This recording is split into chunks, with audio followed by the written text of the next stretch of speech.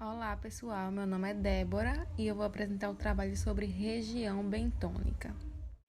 Para iniciarmos essa apresentação, o que é uma região bentônica? Uma região bentônica é uma região caracterizada por se encontrar no fundo do oceano ou no fundo dos lagos. Essa região ela apresenta sedimentações não consolidadas, que no caso são quando o sedimento é arenoso ou lamoso, ou consolidados, quando os sedimentos são rochosos. Consequentemente, por se tratar de uma região profunda, não existe presença de luminosidade. Não é possível que haja penetração de luz nessa zona. Por não haver captura de luz e fotossíntese nessa região, os seres vivos que vivem nela dependem totalmente da matéria orgânica produzida nas regiões litorâneas e regiões liminéticas. Como ilustrado a imagem, que foi retirada do artigo que fala sobre acoplamento de habitats em ecossistema de lagos, podemos ver onde se situa cada região e principalmente a região bentônica, que está destacada com o círculo lilás. Podemos observar também que a região bentônica se encontra numa região profunda, mas ela não é a região mais profunda, pois a região mais profunda é a zona trofólítica, onde ocorre a decomposição e a degradação de matéria orgânica. Seres vivos e organismos presentes na região bentônica. Na região bentônica, nós podemos encontrar organismos e seres vivos. No geral, nós encontraremos os organismos bentônicos, bactérias e algas. E nos oceanos, nós podemos encontrar uma diversidade maior de seres vivos, como, por exemplo, ouriço do mar, estrela do mar, pepino do mar, esponjas marinhas, minhocas do mar, anêmonas, corais e algumas algas também e alguns peixes.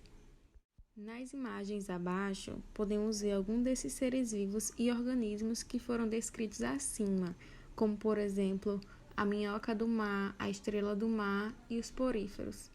No geral, os táxons predominantes em ambientes bentônicos são as algas perifítons e metaíton, as macrófitas, as bactérias, os protozoários, insetos aquáticos, outros invertebrados e peixe, que conjuntamente todos esses organismos que vivem nessa região são chamados de bentos.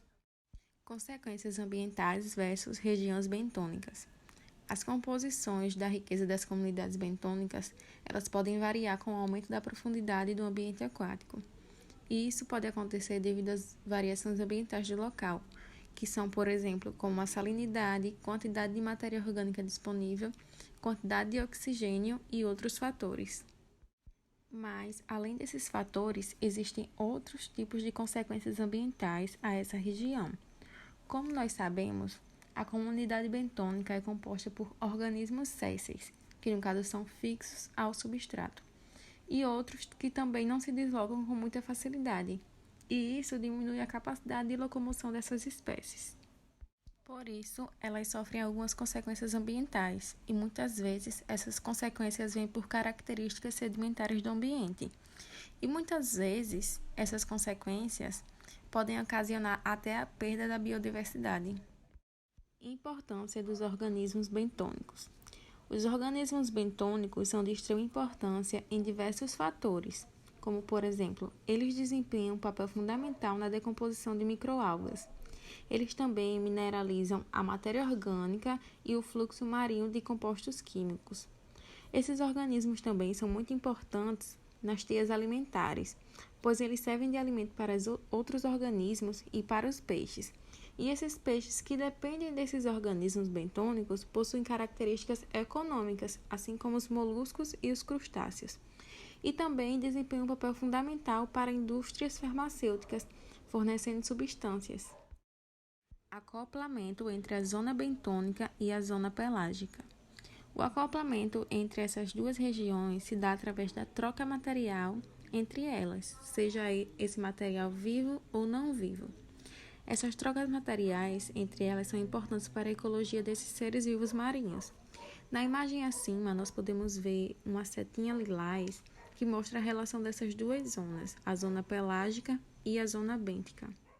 Alguns exemplos de acoplamentos entre essas regiões são a quantidade de produção primária na coluna d'água, na qual vai determinar o metabolismo e a biomassa dos organismos bentônicos, Em relação à sedimentação, a matéria orgânica, que é produzida através da produção de plânctons, pode formar a base para um componente substancial da produção bentônica secundária e é considerado o principal resultado de nutrientes da coluna d'água.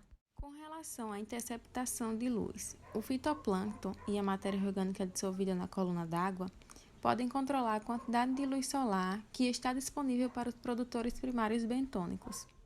E em relação à presa pelágica para predadores bentônicos, os invertebrados bentônicos, como por exemplo mexilhões zebra, filtram fitoplânctons pelágicos e pequenos zooplânctons e reciclam esses nutrientes para os bentos. As referências usadas ao decorrer do trabalho foram essas. Essa foi minha apresentação sobre região bentônica e obrigada pela atenção.